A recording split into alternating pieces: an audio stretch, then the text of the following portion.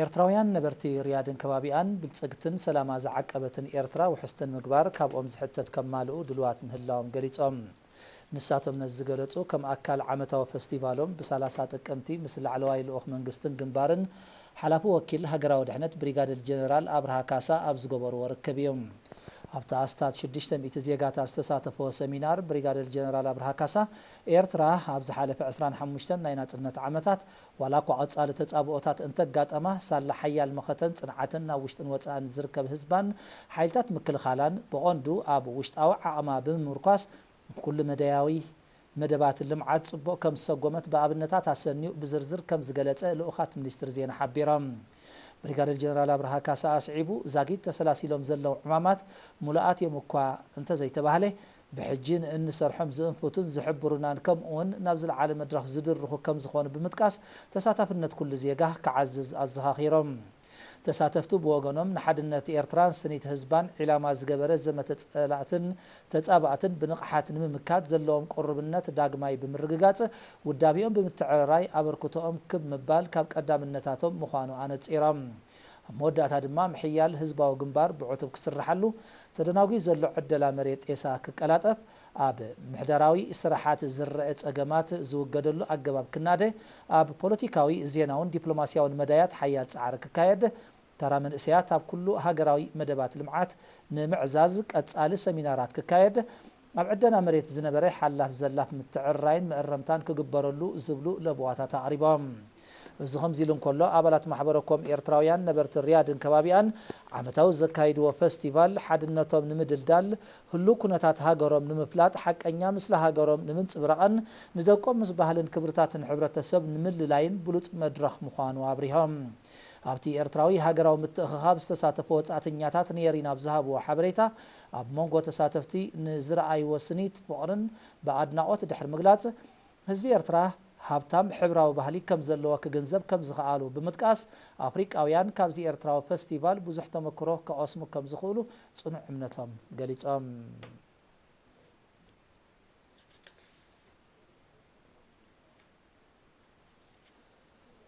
ኣብ ንኡሳን ዞባታት መንደፈራ ዓዲ ኋላ ድባርዋን እምኒ ሓይልን ዝተዋጽኡ ኣመሓደርቲ ምምሕዳራት ከባቢ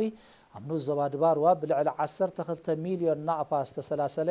ሰፊሕ ናይ ምዕቃብ ማይን ሓመድን ፕሮጀክት ንምዕዛብ ዑደት ኣካይዶም ንሳቶም ኣብ ዓድታት ተማጅላ ዓዲ በዝሃንስ ተራእምንን ታኺታን ብሓያል ውህደት ህዝብን መንግስትን ዝተሃንጹ 11 ዓበይቲ ከትርታት ኣብ ዝበጽሕሉ እቲ ዝተሰላሰለ ስራሕ ሓምፂእዎ ብዛዕባ ዘሎ ከባቢያዊ ለውጢ ብክኢላታት መብርህ ተዋሂቦም ዋና ዳይረክተር ክፍለ ሕርሻን መሬትን ዞባ ደቡብ ኣቶ ሃይለ ሚካኤል ኢዮብ ንዑደተኛታት ኣብ ዝሃቦ መብርሂ ማይ ኩዖታት ብምፍዋስን ማይን ሓመድን ብምዕቃብን ፍግረ መሬትን ምክልኻል በብከባቢኡ ጻዕርታት ይካየድ ከም ዘሎ ብምጥቃስ ኣመሓደርቲ ከባቢ ብቐረባ ምስ ህዝቢ ዝራኸቡ ብምዃኖም ንዝተዓዘብዎ ንጥፈታት ኣብ ከባቢኦም ከተግብርዎ ኣዘኻኺሮም ኣመሓዳር ንኡስ ዞባ ድባርዋ ኣቶ ኣብርሃም ተካ ብወገኑ ኣብቲ ንኡስ ዞባ ጎኒ ጎንቲ ብመንግስቲ ዝሰላሰል ዘሎ ዓበይቲ ልምዓታዊ መደባት ነበርቲ ጣላን ካልኦትን ብተበግሶኦም ከትርታት ብምህናፅ ማይን ሓመድን ይዕቅቡ ከም ዘለው እዚ ድማ ኣብ ምርጋእ መሬትን ምህብታም ትሕዝቶ ትሕተ ባይታዊ ማይን ዓብ ኣበርክቶ ይገብር ከም ዘሎ ገሊጾም ተሳተፍቲ ናይቲ ዑደት ብወገኖም ሰኣን ግቡእ መረዳእታን ተበግሶን ኣብ ዓድታቶም ንዘሎ ጸጋታት ክጥቀምሉ ከም ዘይጸንሑ ብምሕባር ህዝቦም ወዲቦም ውፅኢታዊ ስራሕ ክዓሙ ዘይተሓለለ ጻዕሪ ክገብሩ ምዃኖም ኣረጋጊጾም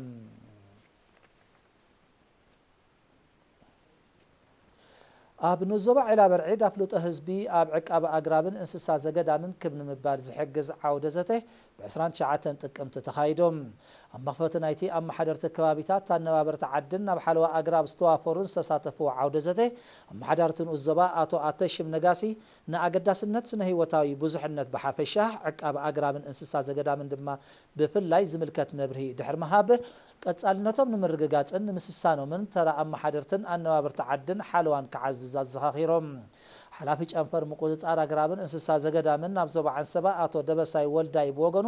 እቲ ዓውደ ዘተ ዓድታት ንዘለወን ሃብቲ ገረብ ብግቡእ ንኸመሓድራን ንኽጥቀማን ኣብ ዕቃቢኡ ድማ ኮማዊ ተሳትፎ ንምርግጋጽን ዝዓለመ ምዃኑ ገሊጾም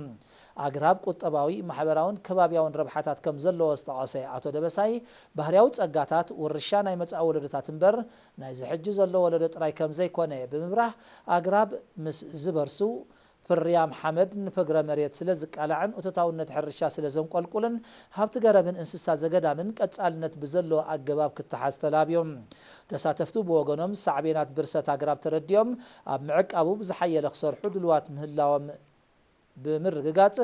حلوا زي بلن عدتات حلوا خمدبلن زبرز زل اقراب نمتك ادما بوفراتات متكال فرستات ككايد زبلو ريتوتات تقريبا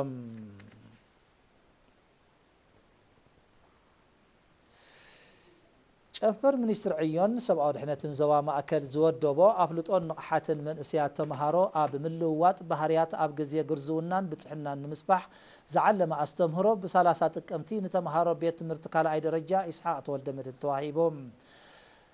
أبهالتي شنفر ويزورو يرقالم سيوم أبزهابتك قال عدم بتحنان جرزونان نهيوت من أسيات بقوتان آلوتان ناي متلاو عبقده خمزلو طقيسا تمهارو نتم أبز كل عدم زخصتو ناي بحر لوطتات بقبو تجنزيبهم بنقحات كمكتو مزاخيرا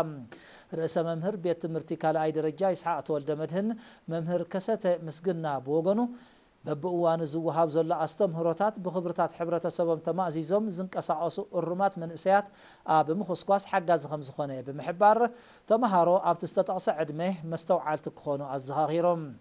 مدمدمتا محداريتنو زواب باشاولن ازاز خلاي مدبر بوليسن نابز سمعوا قال اتو غداي وهدت ناي كل اكل حبرتسب كم زدليو بمتقاس من اسيات تمهارو تخفيتلهم نزلو ناي تمرت عدل تجنزيبم بغبو كمهارون مصايقوم كوسحسن تلابيوم تساتفت دماست وهب ماستمهرو اواناون اقداسن مخانه بمتقاس بقصالي بزكايد زلو موياون اكاديميون مخرتات تتبابيعم نزبر رخم عباله كصعرو مخانم قالاتيوم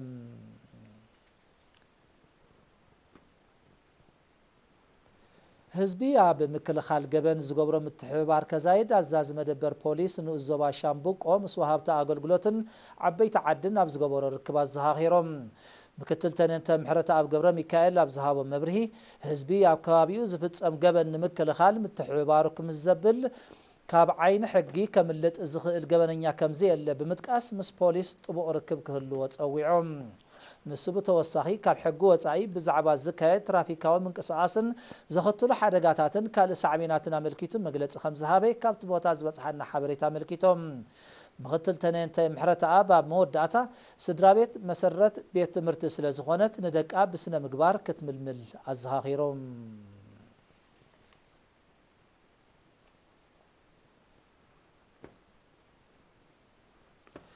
لومي حد حدار رابستقانعي سالساي مدرخ مبل 28 وددر بشغلتا زور بوركينا فاسو 2015 هاغراويت غانتا ايرترا دمعاوت تغوناصيفام ابزي كاب كتما كومبيسيري كساب كتما كاياس تغعزن 242 كيلومتر شفنن مدرخ ابال هاغراويت غانتا ايرترا ميكيل هابتومن يوناتان هايلون بقدم تختل قداماين سالساين كوصن كلو ايرتراوي ابال جرمناويت كلب بايك ايد مخسب دبسايدما كالاي ترتحيزو وددرو زازيموم 271 كيلومتر اب شفنك قداماي مدرخ نايزي بعربي 30 تقمت زفلمه مبل 28 وددر بشغلتا زور بوركينا فاسو 2015 ابل هاغراويت غانتا ايرترا